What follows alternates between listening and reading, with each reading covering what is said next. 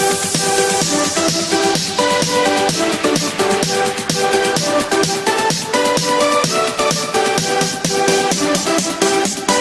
guys, welcome to my channel.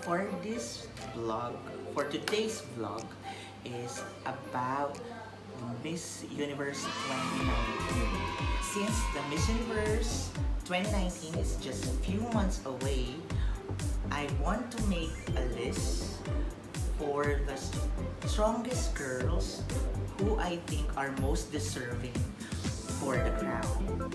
So fun fact first, this year, it will be the 68th year edition for the Miss Universe. And fortunately, Steve Harvey will be the host for the 5th consecutive year. And as for the crown, sadly, this year, the Mikimoto is the last year that it will be worn by a winner. So Catriona will be the last winner to have the Mikimoto crown. So this year, Miss Universe organization is engaging to a new jeweler, which is Mawad Jeweler. So they will name it as Mawad Crown. The happy thing about it is that beauty pageant analysts are very excited on how would the crown look like. So I'm also excited kung ano yung itsura niya, if like the same as other crowns, or it may be like a very different one from the previous crowns. So that's the one thing that I'm looking forward to. Then as of September this year, there are already 71 delegates which are named from their national pageants, and from that list, I will pick like the top 10 strong girls which I see like winning or deserve, who will win or deserves the crown. In terms of the location, there are two places which our Miss Universe organization are thinking, because they want to be held it again to the Philippines, which because the reigning queen is from the Philippines, Miss Catriona Gray. But I think since we just hosted last 2016, I think it's best to be held to give other chance to other countries. Like one more country is on the run for the Miss Universe to be held with is in South Korea, which I think more best option for the Miss Universe organization, kasi the Miss Universe was last held there like 1980s pa. So I think South Korea will be a good country host for this year's competition. So for my top 10 list, I categorize them on 4 categories, like how strong is their swimsuit, how strong are they in the evening gown, how are they good in question and answer, or like in interview portions, and SAS factor. So SAS factor is explained down here kung ano ang meaning niya.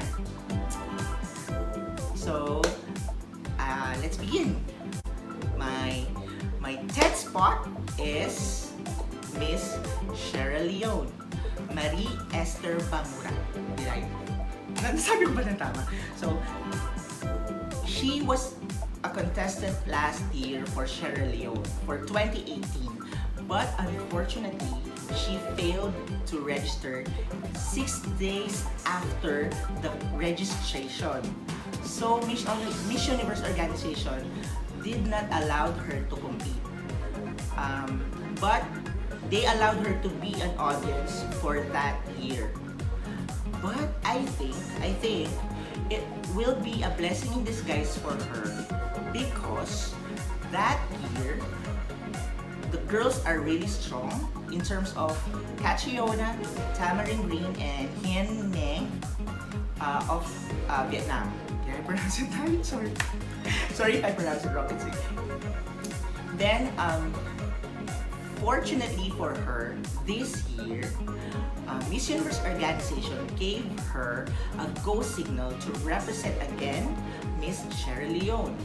So it will be a good thing for her to get noticed because she has a backstory na she can tell that what she experienced last year, and then she never gave up, and the likes that she is like a person who will continue to strive and represent her country and make her country proud.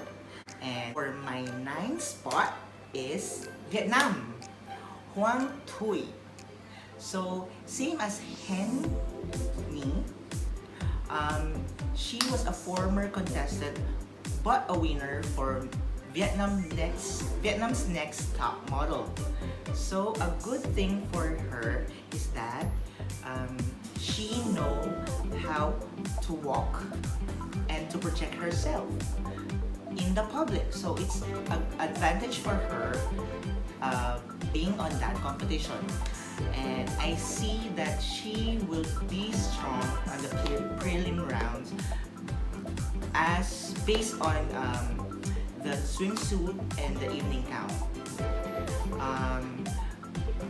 I see also that she is the same caliber as last year's Miss Vietnam, but unfortunately have the same disadvantage with the communication skills, because I think she also not that strong with her English communication skills, and I think it will be a disadvantage for her that she will need an interpreter again for the question and answer portion. So I hope that she will work and she will give an effort for her communication skills, because that is her biggest point. For our 8th spot is Miss South Africa, Zobsbini Tunzi. With this girl, I can see her like a strong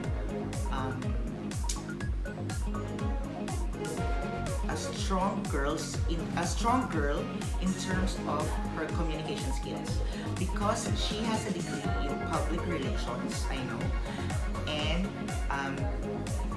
with this background, she will definitely stand out with the rest of the girls. Though not as strong as Tamara Green, I think she will still make an impact and get noticed for this year's competition, because she had a different beauty in terms of her looks, in terms of her physique, and in terms of her intelligence. So definitely she will make it to the top 10. My number 7 spot is Miss Mexico, Sofia Aragon. With this girl, I see a Jimena Navarrete resemblance, but a little fiercer and a little stronger. So it's a good thing, because I see her as the next Miss Universe from Mexico. With her strong aura, this Latina is the one that you should look out for, because definitely when she arrived in the Miss Universe competition, she will make an impact, and she will be one of the dark horses in the competition. Number 6 spot is Miss Colombia, Gabriela Tafur. Is it correct? Gabriela Tafur, yes. Although I see her not as strong as the previous Miss Colombia, like Ariadna and Paulina, I see her her still a contender because one, she has a sash factor, which she will still get noticed, but still I see that she could still have a strong prelims. That's why I can see her making it to the top 10, top 20. I can see her making to the top 20 and then making it to the top 10 because her walk is still strong and she had a really superb body. My fifth spot is Puerto Rico, Miss Madison Anderson. This girl is born in the US, so her communication skills is definitely her strong suit. And during her national competition, I saw her. She had a very good runway walk, which will definitely work for her during the prelim round. That will also push her to the top 20 and even to the top 10. Also, this girl is like one of the Latinas that you will need to look out for because definitely she will be the highest standards from the Americas. With her catwalk skills, I gave her a superb grade, and her communication skills is strong because still, even English is her first language, sometimes she get nervous with the Q&A. My number 4 spot goes to Brazil! Julia Horta. This girl is that I see her as one of the prettiest and beautiful in the competition, but still she have a fierce walk. You cannot deny the fact that she will be a competition for this year because the other girls see her as very charming, and I can see her that she's also one of the dark horse of this year's Miss Universe competition because she exudes such a sunshine attitude, which I always see in a Miss Universe. So with her communication skills, I think